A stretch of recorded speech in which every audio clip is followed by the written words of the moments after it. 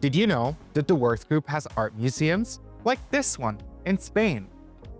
The Würth Group has museums all across Europe, and those museums are open to the public and to the employees. It's an important part of our company culture to give back to the community, and it is a belief of Professor Würth that art really motivates people, not just to work, but also to think, to reflect, and to celebrate differences.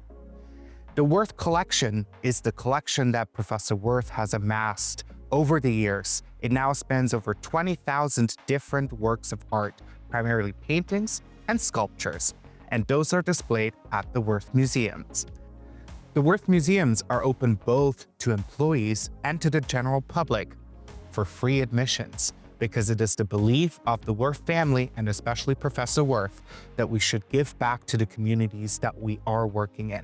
So this is not just about business, but also about strengthening communities.